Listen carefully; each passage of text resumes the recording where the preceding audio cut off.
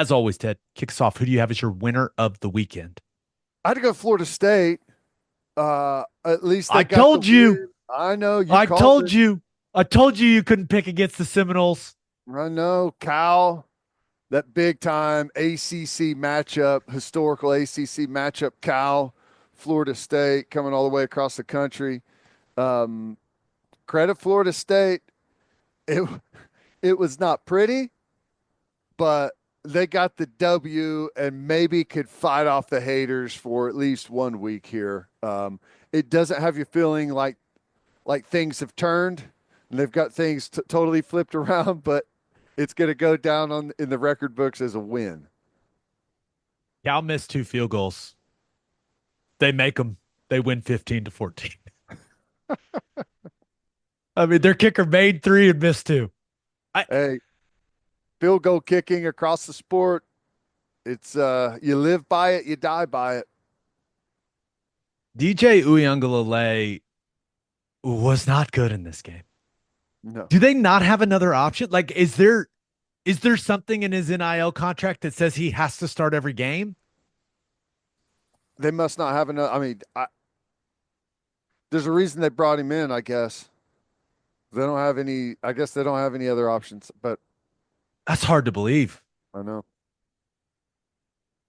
I Their offense is it's a tough watch. Now Toafili did some good things on the ground. They scored the first, I think it was the first drive of the game, but just no pop offensively. Luckily, that defense they did a nice job of forcing field goals. Yeah. That's I suppose, hey, if you win a game and the best thing you can say is, hey, our defense did a really nice job of forcing field goals, that hey, you'll take a win any way you can get it right now if you're Mike Norvell. That's right. That's right. Beggars can't be choosers at this point. But I did Oh not my really gosh. see anything in that football game that leads me to believe that the turnaround is here for Florida State. They were outgained 410 yards to 284. Won the football game. Hey, winning is a skill. Red zone defense. Good for you, Florida State. I mean, do you think it feels like they won the game, the Florida State fans? Hell yeah. After the way the season started, that may You're have felt right. like the Super Bowl. You think you walk away from it going, it's like the Larry David GIF. How do you say that word? GIF, I say GIF. I don't GIF. know. I say GIF too. I think GIF. But it just like that's probably how Florida State fans are feeling. Yeah. Hey, good teams play bad and win. All right. That's great. Put it on a t-shirt. Who do you have as your loser of the weekend? I had to go with Nebraska. Big Friday night game. I know I was really excited to watch it. And that place has been awesome. The atmosphere at Nebraska has been incredible. Illinois is a good football team now. And knew that this is going to be a tough matchup, but it's going to be frustrating to Nebraska fans because this one feels familiar, where you've got an opportunity to win the game, execute, make some plays down the stretch, and you're going to walk away with a tight victory, like a close one, but you come out on top and just didn't execute. And field goal kickers, man, Kickers matter. kickers matter. I There's a lot to unpack from this game. I do think Matt Rule has it heading in the right direction. And it's only year two for him, but have you seen the stat? One score game since 2021 for Nebraska. Well, I remember, was it one year they lost like 8 or 9 of them? And remember, Scott Frost is responsible for the majority of this, but they are 3-18 in one score games since 2021. Oof. Last five losses, all one score games. They also ton of penalties for Nebraska in this game at home. That just Yeah, sloppy. But I was really impressed with Luke Altmaier I for agree. Illinois. I thought he did a really nice job managing the game. They were efficient running the ball, and then when Altmaier had to make some big throws, he delivered for the most part. I wonder how many times Nebraska fans have watched that clip of Raiola missing the tight end wide open in the end zone. Tough, brutal, brutal. That's one that now I trust Raiola to kind of shake that off and move on, but that's one He will. that can You, stick with a young quarterback. I mean, because that's the game. That's the game right there, right? I mean, that's it's the fair to say. game. You know you're going to take your lumps. Um, True freshman quarterback. So he's still learning on the fly as we go here. And again, Illinois has got a really good defense. They're a solid group, tough football team. Um, so yeah, big learning experience for him. But I still like what happens the rest of this year. I mean, I still think Nebraska is going to continue to ascend, but I think the future's bright for him. I do. You got to remember, I think Raiola, eh, the way things started, the expectations always outpace the reality on the ground, which is okay. That's standard, but I think they're going to continue to get better. But this is going to be a hard one for them. I need you to help me understand something. Yes, How is Nebraska's defense incapable of covering in goal line situations? it's hard. It's Complete breakdowns. They yeah, can't cover the flat in goal line. it's tough. You know, you get Wide everyone open touchdowns, Ted. right there chomping at the bit. Eye discipline is poor. You got to know what your responsibility is on run and pass, and I mean you can't sell out. You feel like you have to sell out, but you can't. You have to be able to cover your responsibilities. Difficult. Like 4 wide open touchdowns for Illinois, including the one in overtime. Speaking of overtime, Oh my gosh. incredible football game, right? Yes. Well, depending on what, like as a uh, A neutral non-interested, observer. yeah, neutral observer, disinterested third party, fun football game to watch. But as a Fun. fan, like claw your face off football game. I uh, to be in third and 42 at overtime is just I mean just spectacularly disastrous. Yeah, not good. I am glad, and I'm sure there's some Nebraska fans that are mad. I'm really glad they didn't bail Nebraska out and call that late hit on the sideline. That would Yeah, have been it would have felt wrong. yeah, I'm with you. It would have felt gross, but hey, running back, you fourth in the game, you need to know who you have in pass protection. That would be it'd be helpful. The tackle, this may shock you. The defensive end that you're looking at and you're thinking you're going to block, yeah, the tackle's going to block that guy, bud. The backer that runs right through the air, through the A gap and kills your quarterback, that's your guy. Oh, that's I blows my mind that happens. there's a lot of that going around. Maybe I should be a running back pass protection consultant.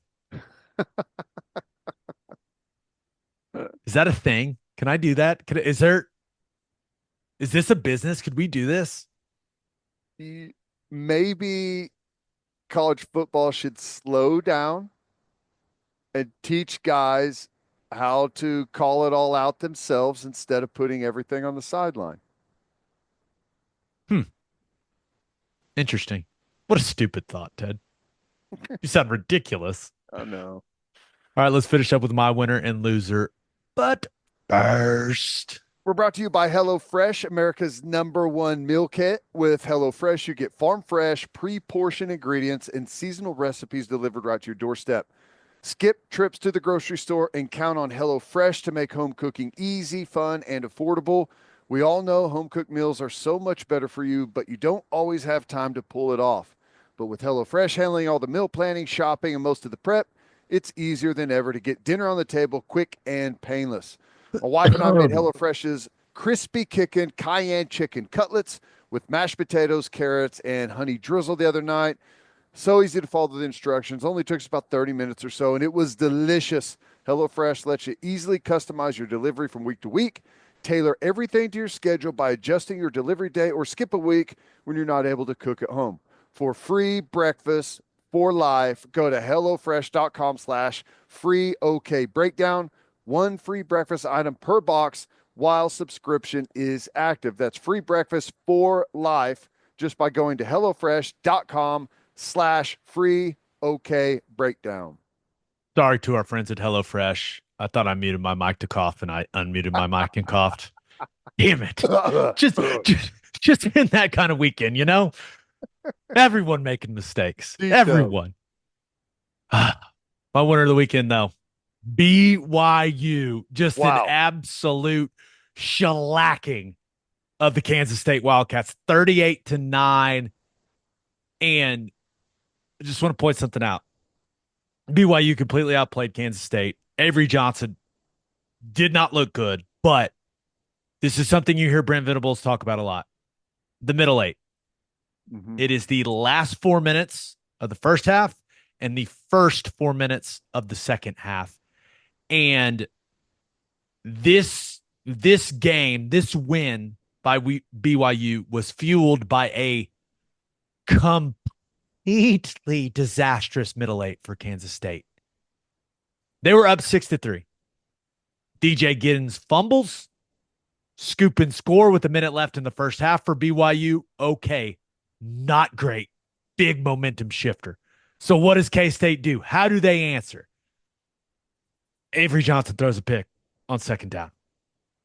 BYU cashes it in a blink of an eye. It goes from 6-3 to 17-6, just like that. Reset at the half, right, Ted? We got to reset. Yeah. For Kansas State. Got to shake it off.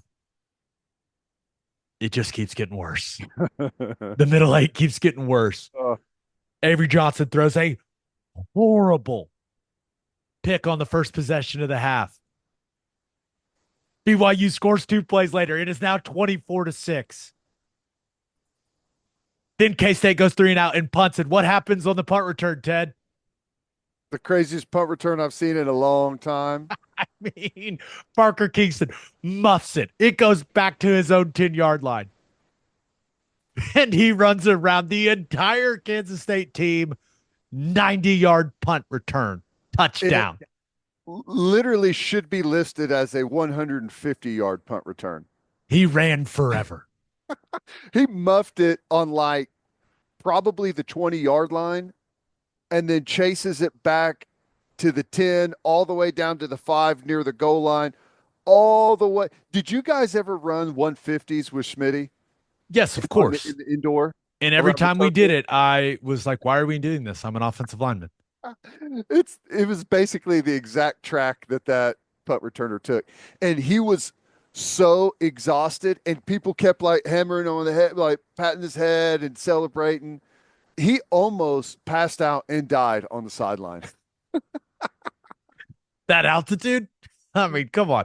But he returns that for a touchdown. One of the wildest punt returns we've seen in quite some time. And you look up and it's 31-6. BYU. BYU outscored them 28-0 in the middle eight. Woo. I mean, my God. Hey, and once they got the lead, who is that grown ass man running the pill for BYU, number 30? Oh, I'm shocked. BYU's got a good back. Dude, they've churned out good backs for a long time, man. He looks like Jerome Bettis or something. I mean, just put together running back that was very, very difficult for K-State to bring down. Yeah, and I think Moa, I don't know how old Moa is, but he does not look fun to tackle. No, he's a load. Listed at 5'10", 215. Oh, 215. I don't know about that. He looks 230 to me. Yeah. I That's hard to disagree with, but not a good road start for Avery Johnson. 15 and 28, 130, two interceptions in a blowout loss. Hmm. And yeah, the people are wondering. Saw Jackson Arnold get benched. Dylan Gabriel's looking solid for Oregon. Saw Avery Johnson really struggle. Will Howard looking solid for Ohio State. And you just look at those situations and you go, hmm, hmm. Truth to that, for sure. We'll see. Yeah, I'm interested in seeing how Avery Johnson bounces back from that performance because that one was not good. Now, as poorly as it went for Kansas State in Provo, it they did not experience the heartbreak that Baylor experienced. I still, this game was crazy. My loser of the weekend, the Baylor Bears. The end of this game was insane. I mean, first of all, Baylor misses a field goal to ice the game. Little over 2 minutes, you make the kick, game's over. I think that's fair to say. But the last two plays of regulation in this game, where Shadur Sanders heaves it, and somehow, some way, it hits Shepard right in the hands. Maybe he scores. He drops it. Oh, he definitely scores.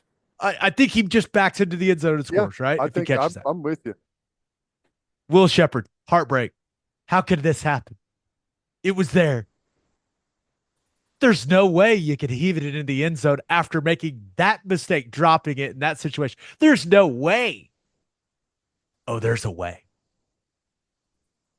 And I saw a lot of people talking about the defense. Didn't the guy from Baylor? He just fell down.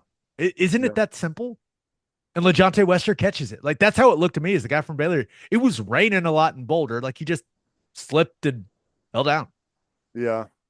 I those plays are, it's always like you're just holding on to your life back there, hoping that something happens. And I I don't know. Every time one of these happens, it feels like it's how in the world. It's either like it bounces off of someone right into somebody's hands, and there's nothing you could do about it, or it's like, what is that guy doing? But it's difficult when you never know where the football is. If you just turn and find the football, it's so much easier to defend. You know where it's coming. Hey, Hail Mary touchdown at home to send a game into overtime is way up there on the awesome touchdown Oh list. yeah, I that's think Hail Mary to win the game at home and then you rush the field. That's probably like at the top of the list. a walk off Hail Mary. Yeah, is unbeatable. That was pretty awesome, but still had overtime, right? Last thing on the Hail Mary. Do you see what Aranda allegedly said? No, That the defensive call there was victory cigar. huh? That's what they call their in the game defense there. I love Dave. Interviewed him many times when I was doing Big 12 radio.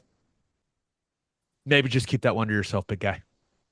Yeah, I Nothing good's coming from putting that out there in the ether. I know that I think everyone calls it victory, but the cigar, just the little add on there, It's a great name, but you got to execute. gotta execute. And then the heartbreak for Baylor. It it almost felt cruel how the game ended. You missed the field goal to put the game away. They dropped the tying touchdown only to then catch a Hail Mary on the last play of the game and force overtime. You give up the touchdown, but you're going in to score, to send it to double overtime, or maybe even go for two. And you go for the win if you're Dave Aranda. And you fumble the ball going into the end zone. And it goes through the back of the end zone, you lose the football game. I mean, the sequence at the end of that game for Baylor, I was just completely brutal, dude. That is wow. And these examples are all over college football. Why you keep playing, right? You never know what is going to happen in this sport. And the field goal kicking, and maybe it's just because we see it more, we have access to every game, but I, it's shocking how bad it is. No one even really rushes the field goal. I mean, they're high pressure kicks in the sense of like how meaningful they are in the outcome of the game, but it's not like you got sellout field goal block units that are pouring over the top on you on every kick. It's like most teams rush like 5 or 6 guys, even like into the game, have to block it.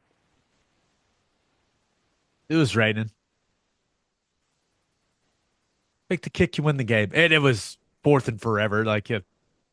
probably the only decision you could make there. I don't know. Rough one for Baylor. Though. I say what you want about Deion Sanders. Say what you want about Shadur Sanders. By the way, it was Travis Hunter that forced the fumble at the goal line. All that dude does is make plays. He's Yeah. so good. But as I was watching this, that environment in Boulder looked awesome. Yeah. And you say what you want, but like the way that he has brought that program back to life is awesome. It's just like you just take a step back and look at what it was a couple years ago, and then you look at that environment that they had for that game. It's just I don't know. It makes me happy that that program's got some some juice again. I don't think he's doing a good job recruiting. Not the way I would do it. I don't know how long he's going to be there, but there's something about watching that and like hearing the roars of that crowd that I don't know, maybe made me nostalgic almost. Hey, they are only slightly better than they were before he got there. And it's a spectacle and they sell out and they're on TV and everyone's watching and their games have been entertaining. Say what you want.